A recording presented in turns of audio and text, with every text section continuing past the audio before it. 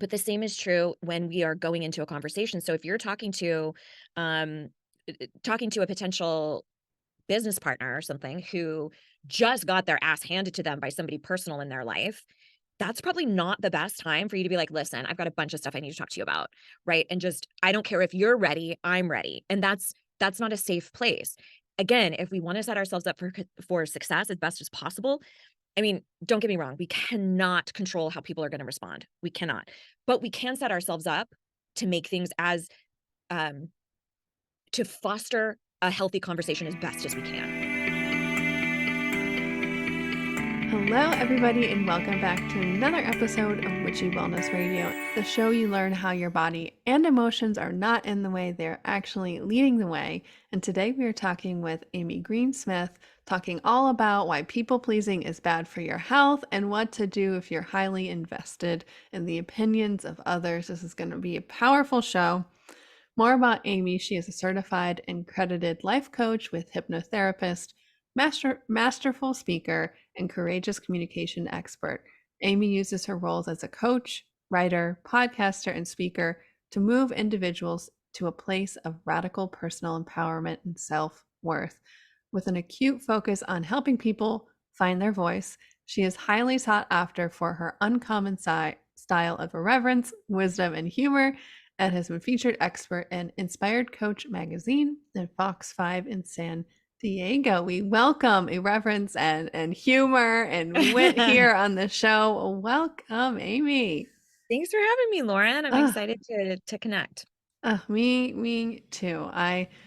I'm excited to hear your own journey and your story of, the heroine's journey. How did you, I'm assuming, go from a people pleaser yourself Mhm. to now helping other people with that as well. So we could just jump right in to the Mhm. backstory, abridged, maybe cliff notes, because Sure. I know we could spend days Sure. diving deep of how you got to do the work today. Well, I actually never struggled with people pleasing. I just popped out of the womb being able to have tough conversations and say no. No, that's not true at all. That's not true at all. So yeah, I'll give you a brief history of kind of what landed me in this corner of the internet doing this work. So for a bit of context, I grew up in a very, very conservative, born again Christian family, very evangelically focused. My father had a master's in divinity and a doctorate in ministry, so he was clearly not fucking around.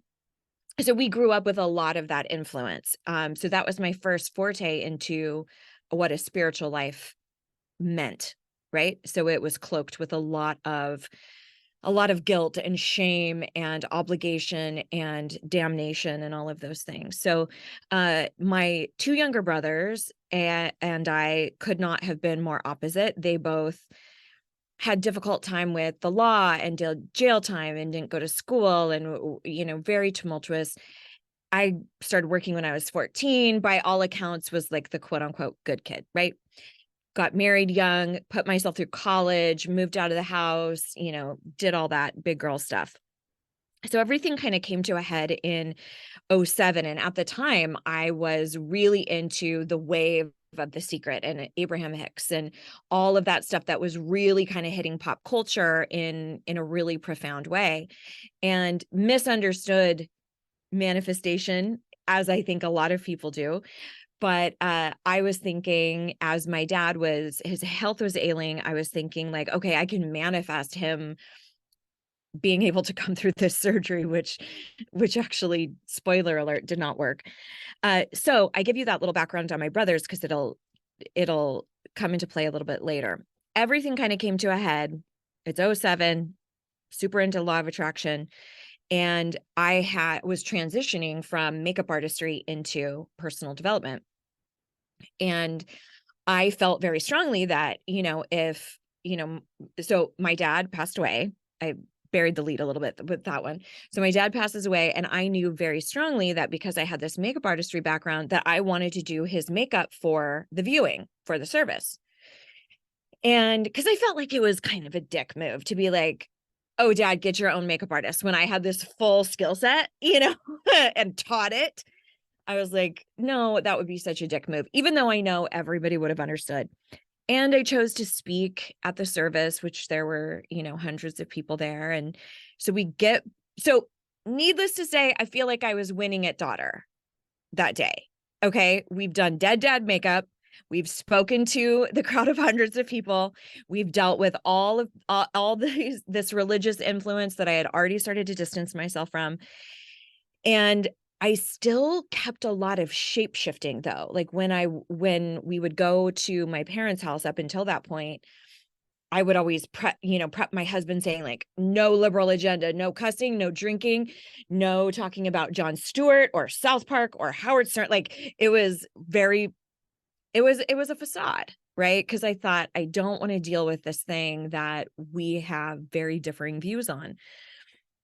So flashback to the day of his service, we get back home to my mom's house and she finds it the most opportune time to tell me that she feels as though my father and her had failed as parents because the three of us, myself and my two brothers who had lived very different lives, all three of us were not, quote, walking with the Lord. So of course it didn't matter that I put myself through school, did a dead dad makeup, like none of that stuff mattered. It was like, you might as well be in jail because you're just not walking with the Lord. So I don't give a fuck.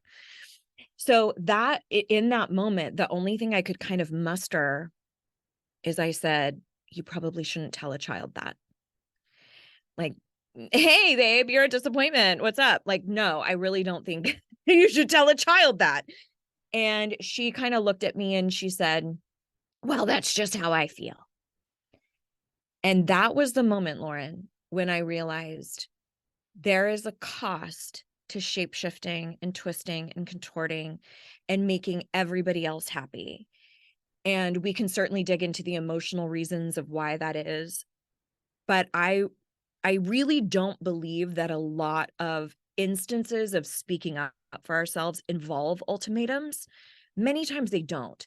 However, if it does come down to where I need to decide between making you happy or making me happy, I'm going to choose me. And that was sort of the beginning of that understanding of how to start speaking up for yourself with an element of grace and kindness. And that is now what I do in the world. So it's kind of twofold. It's this internal element of genuinely believing in your self-worth, believing that you have intrinsic enoughness and that your voice just matters, period. And then the second element is the actual semantics.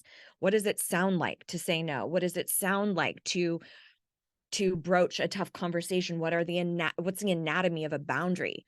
And we're not really taught any of that. So that's sort of the heroine's journey, as you so eloquently put it. Ah, beautiful. And I think so many of us can relate to that who listen to Witchy Wellness. We were the good girls, the ones who had their shit together, got the good grades, got their Yes. the job, like the life checklist, like we had checked it off, like stars were filling it up, just left and Yep. right. We got it. And then there's this moment that it's like a come to Jesus moment, really, like, okay, I can do all this and it doesn't matter because the shape shifting is really not who I Mhm. am. And I love myself enough to realize that. And that's what you went through and what you just eloquently said as well. Once we kind of have that awakening, if you will, you Mhm. start to realize this and go, oh no, and maybe it Mhm. might be just putting everybody else before you and you're just feeling tired and pissed off. And that's Mhm. my warning sign for me. If I start, the inner bitch starts coming out, that's when I know I'm not Mhm. putting me first. Right. 100%. Right. That's my warning sign. So what are some first steps? Like once we kind of have the self-realization, Mhm. what can we do from there? Well, I think the first item of business for everybody out there is to take an inventory on who you complain about the most with things that you have not brought to that actual person. And here's what I mean by that. First of all, we get a lot of messages on social media and stuff that say things like establish boundaries or just love yourself. And you're like, I'll get right on that. I can't wait. Like, but what the fuck does that mean? Like, give me some actual tangible steps. So that is what I'm aiming to do here with you. The other thing is, a lot of times we are vocal. We are speaking up, but we're speaking up to the wrong person. So let's say it is you're getting a business off the ground and you have a business partner and there's something that's bothering you with them. And maybe it's your therapist who gets an earful, or maybe you are so pissed at your partner, but it's your sister who gets the earful, right? And you complain and you bring it up over and over and over again, but you're not taking action. That's the key piece there, is if it would be a surprise to that individual of how you feel about this specific scenario, then that's on you, right? Because if you just operate with this idea of how can they not know? Oh my gosh, well, I did this thing so that hopefully they would get my drift or infer what I mean. That's not adequate communication. In fact, a lot of times we operate with the perspective of, if it was a big deal to Lauren, I'm sure she would tell me. If it was a big deal to Amy, I'm sure she would say something. If it was an issue, right? Like, we assume that, like, that's what we would do, yet no one's really given the skill set to do that. So I want you to think about that. This is not about just releasing and letting go of, something you might need to vent or clear. I'm not talking about that. I'm talking about someone you habitually complain about, and the thing that you complain about is something you have not given voice to. If it is worth complaining about, it's probably worth taking some action on. So that's the first step, is we've got to just at least find out, where am I silencing myself? Where am I not giving voice to things? Because that usually is indication of a boundary that needs to be put in place. Beautiful. Yeah.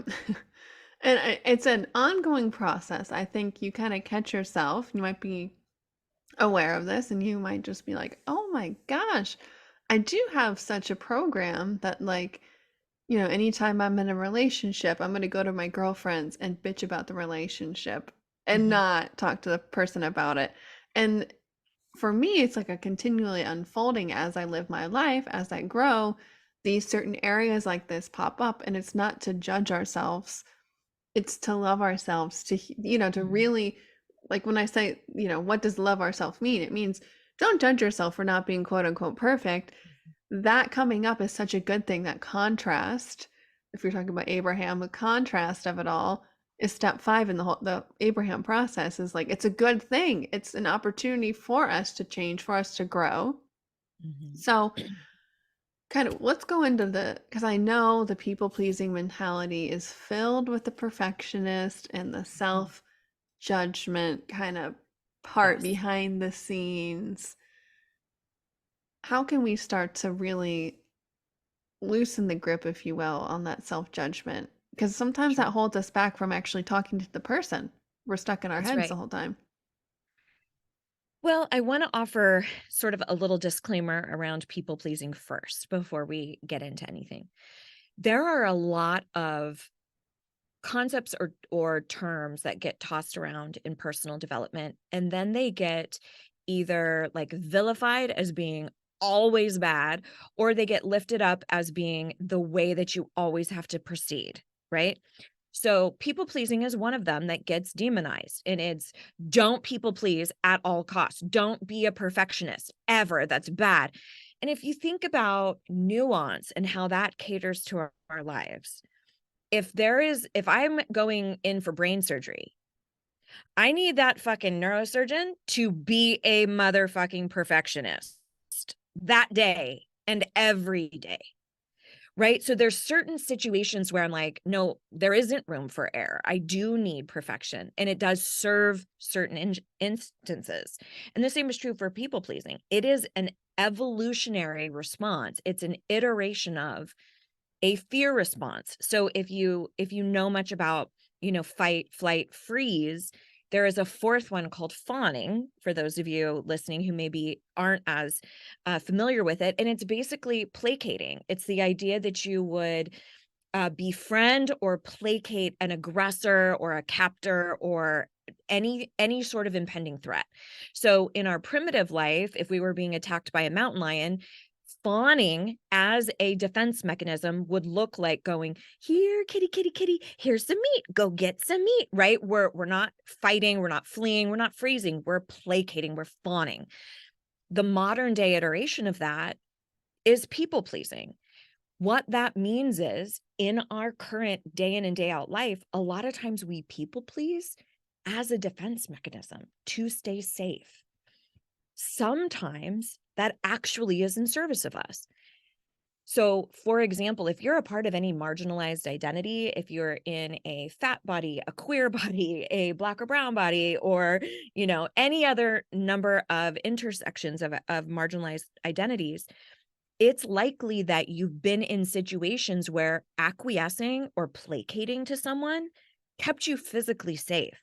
I think about that, like I do identify as queer. If I'm in a situation where people are clearly being violent towards the LGBTQ plus community and I'm by myself, that's probably the time when people pleasing will keep me alive.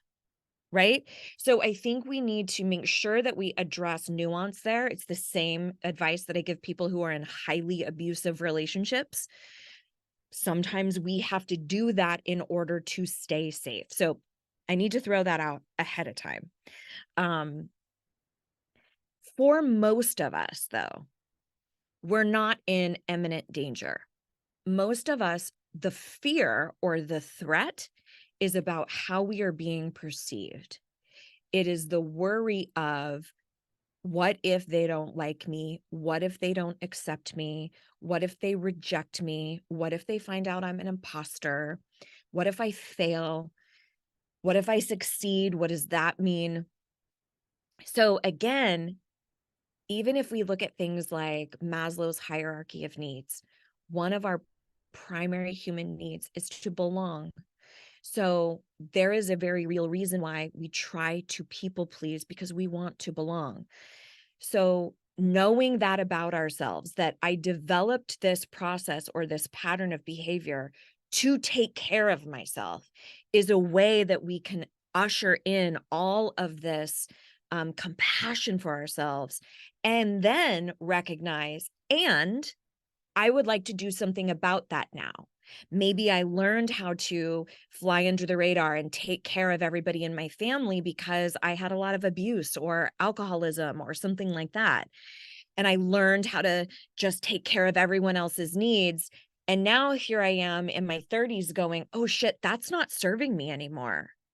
That's not helping me get this business off the ground or start dating again or whatever else it might be. So we recognize when it's not in service of us. So, um, I forget what your original question was.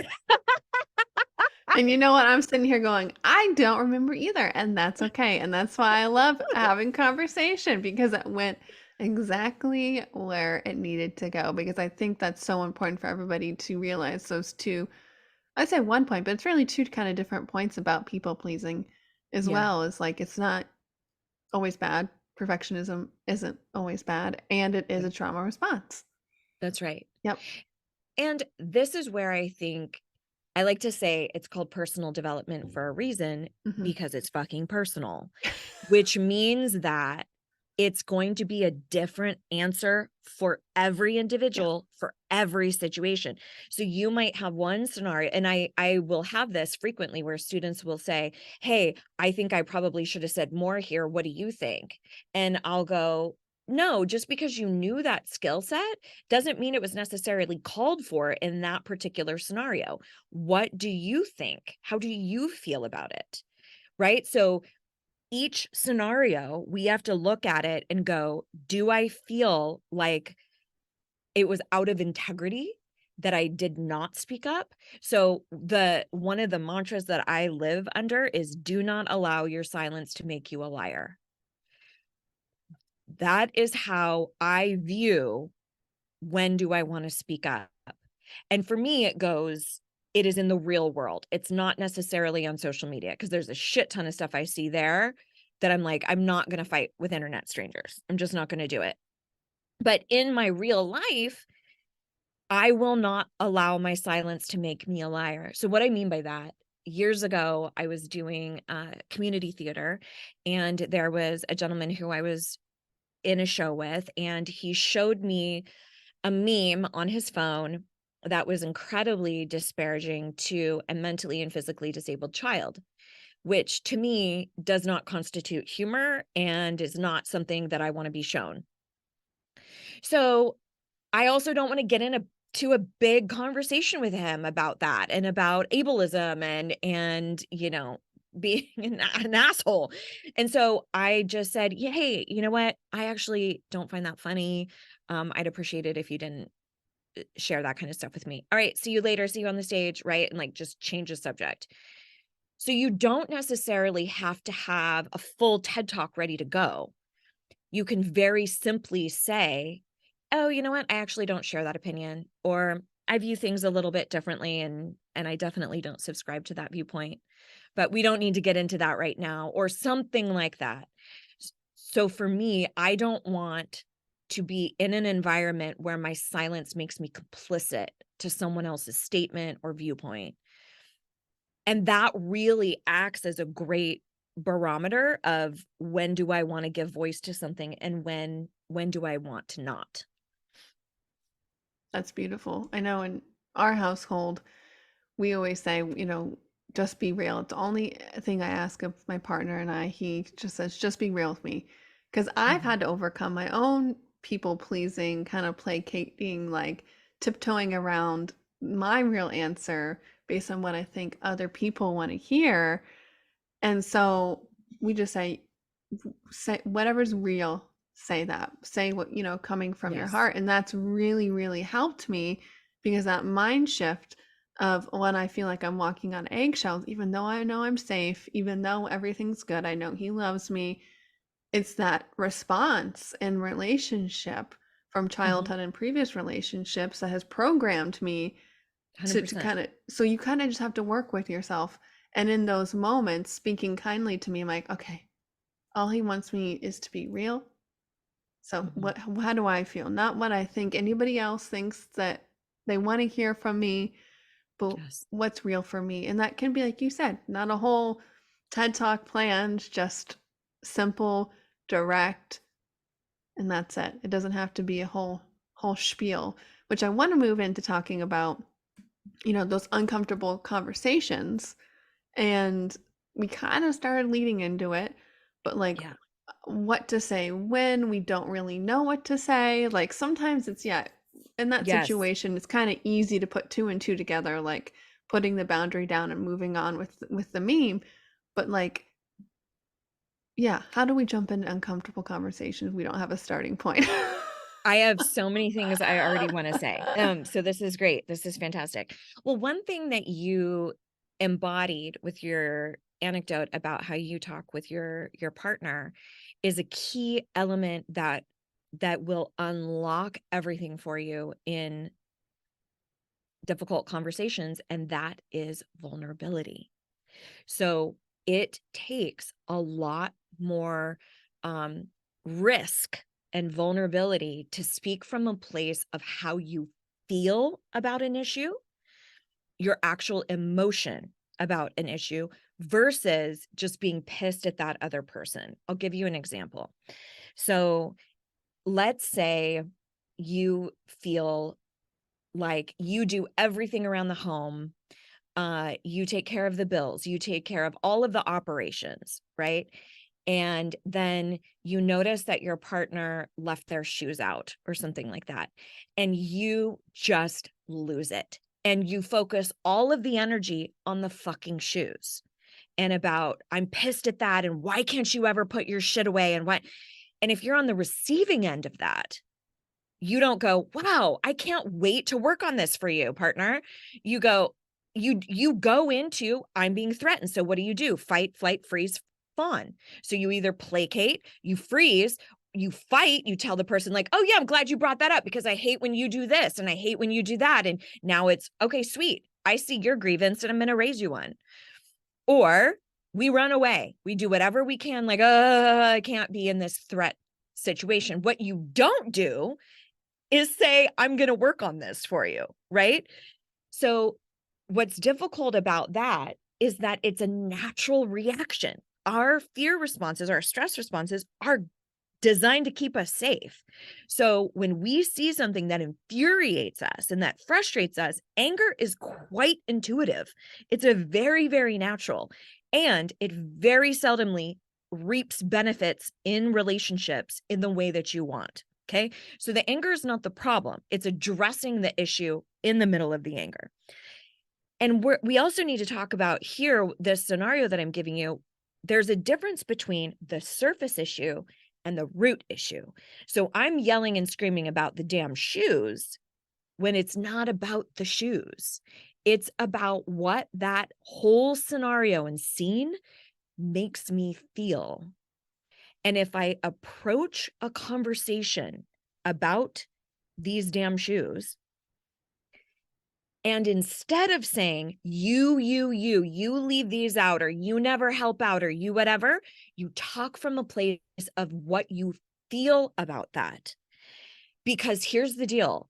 If I scream and yell about the shoes, someone else can scream and yell at me about why I'm wrong. We just double down on our righteousness. Everybody just doubles down on, no, that's not the way to load the dishwasher, or no, that's not how to do a client contract, or no, right? We go into the surface issue and we double down on the rightness instead of talking about emotionally, here's why this is hitting home for me. And instead of saying you, starting off the conversation by saying, first of all, thank you so much for sitting down and talking to me about this. I know you're super busy, expressing some sort of gratitude to the other person, leading with a soft startup, and then say, hey, I recognize I've been really starting to feel resentful, um and I realized that I've never told you that, and how on earth would you know? And that's wildly unfair to you,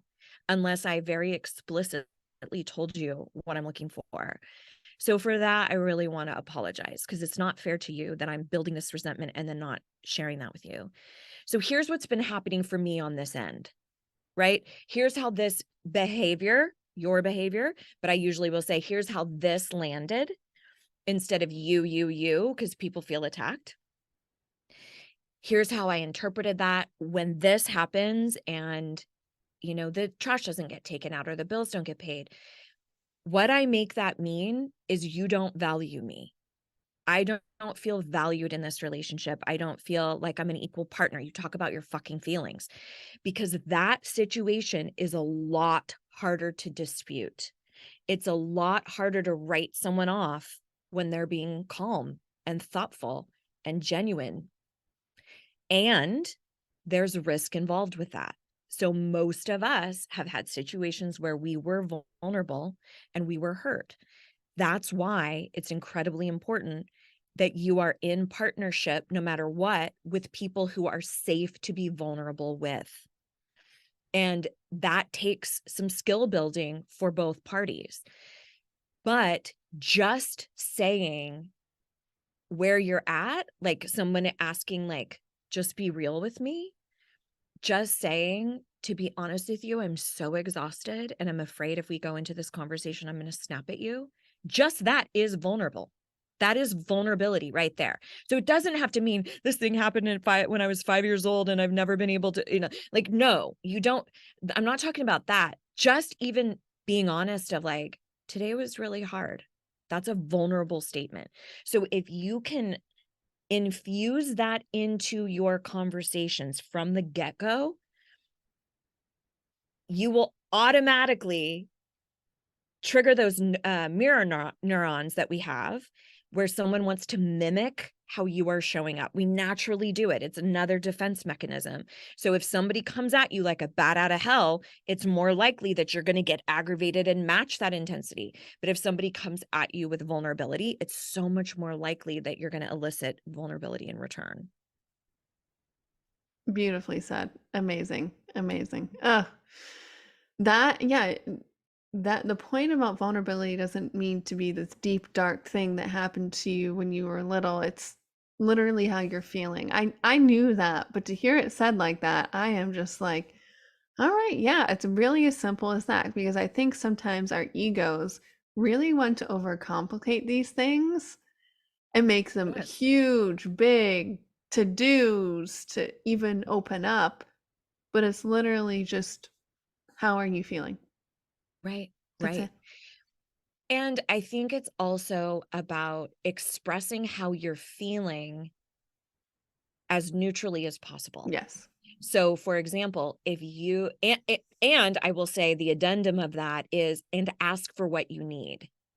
So, for example, if you are fucking furious about the shoes got left out or someone didn't sign the contract or whatever, give yourself the time to cool down, or if you have to address it in that moment, to acknowledge that and say, I am really hot right now.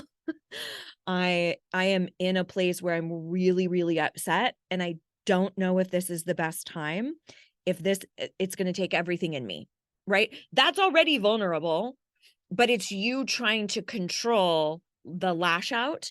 I usually say the ideal situation is to go purge that anger, go to a rage room or beat the shit out of your bed or scribble crazy, rip up a bunch of paper, have a good scream or a good cry, something where you're physically addressing that anger because it deserves to be there. Uh, but that another element of broaching a difficult conversation is just straight up conversational consent. Like asking for the time to talk, because obviously you know how important emotions are in guiding us. And I know that's something you talk about a lot. But the same is true when we are going into a conversation. So if you're um talking to a potential business partner or something who just got their ass handed to them by somebody personal in their life, that's probably not the best time for you to be like, "Listen, I've got a bunch of stuff I need to talk to you about." Right? And just, I don't care if you're ready, I'm ready. And that's not a safe place. Again, if we want to set ourselves up for success as best as possible, I mean, don't get me wrong, we cannot control how people are going to respond. We cannot.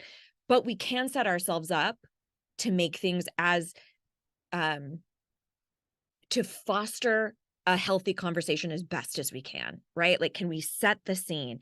And one of those elements is expressing value in the other person. So, hey, I have a couple of things I'd love to run by you, or I'd love to get your thoughts on a couple of things. Don't say we need to talk. Say there's some things that have been kind of on my mind. I'd love to get your take. Do you have a handful of minutes? I'm thinking maybe 30 minutes or something in the next couple of days. Give them a ballpark, right? But allow them to have some agency, because if your partner just got home from work and they're drained, or your partner just got done taking care of kids, or a friend just got, or whoever, and they're in this like heightened emotional state, you're not setting the conversation up for what it could possibly yield. So just sort of a speckling of some tools around a difficult conversation. Beautiful, beautiful. And I think the last question before we wrap up is learning to find your voice, because I think what we talked Mm. about are really good tools and ways to think about this and being vulnerable. But for me, it's like one of the foundational tenets of this is learning to find your voice and to be able to speak up, because sometimes when you're really starting this, you're like, well, what do I think? How do I feel? That was my journey, and I'm sure other people can relate Yes. to that. So, just real fast to kind of tie a nice bow on today's Yes. episode, learning to find your voice. Sure. Yeah, this is another one of those terms that just gets thrown out, and there's like, "Yeah, I'll get right on that." Uh, yeah, so what I would say is start with an inventory of, is there anything I've really had a grievance about that I've chosen to be quiet about, okay? And try to find something that's low stakes. That's maybe just like at work, you're like, "Hey, could you put this in this folder instead of that folder?" Something really low stakes, but where you've been sort of apprehensive because it's your go-to. It's your go-to to just follow someone else's lead. So I want you to find one low stakes scenario, and then I want you to write yourself a script. I want you to write out, this is what I want to say. Okay. And so maybe it is, hey, can I ask you a quick favor? Or hey, can I ask you to do one thing for me if it's not too big of a deal?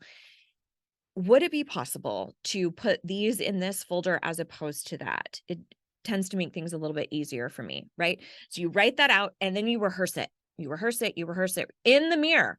Like give yourself that freedom to rehearse it and then go do it. Okay? And then do it again and again and again. So here's the thing, like I still get nervous on high stakes speaking up situations.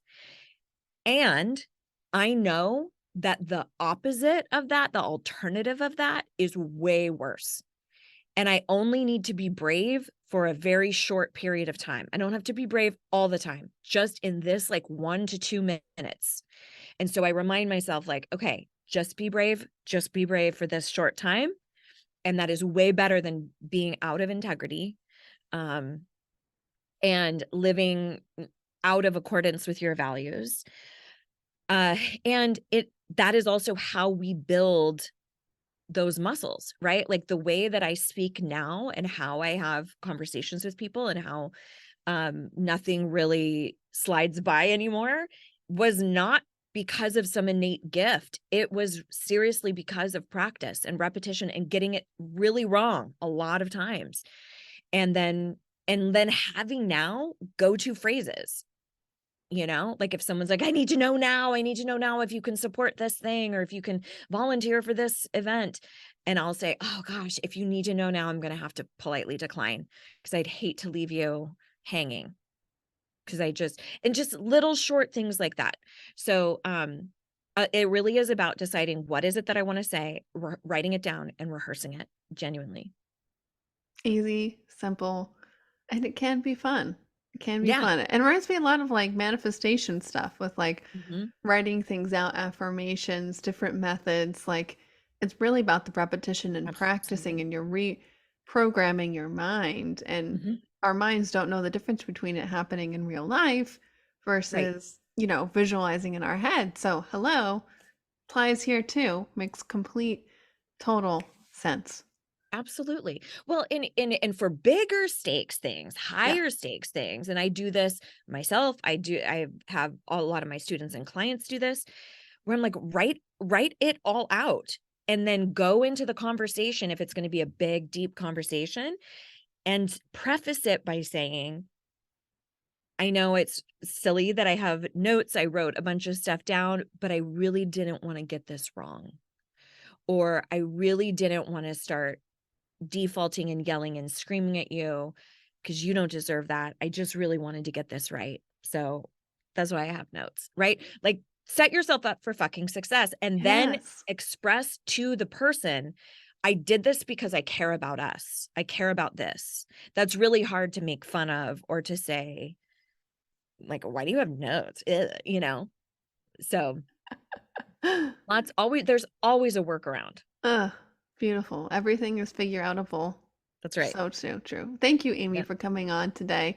I know I learned a lot and enjoyed listening to your wisdom and your help and your tips because I know so many of us are going to relate to every part of this episode. And we close out every single show the same way. How may we, the listeners, as a big act of gratitude, be of service for you and return today, Amy? Oh, that's so kind. I love that. Well, I think it's twofold. One is I would love if you came over to Instagram and gave me a follow and said hello. I have been informed that I need to get my platform a lot more robust for a book potentially coming out. So you can find me under the handle Hey Amy Green Smith. And like any self-respecting Gen Xer, I'm on Insta the most. I'm just a voyeur on TikTok, but you can find me pretty much anywhere on social under the same handle. And all three of my names, Amy Green Smith, are all spelled the basic bitch way. It's very simple. And then you can find me. My little corner of the internet is amygreensmith.com.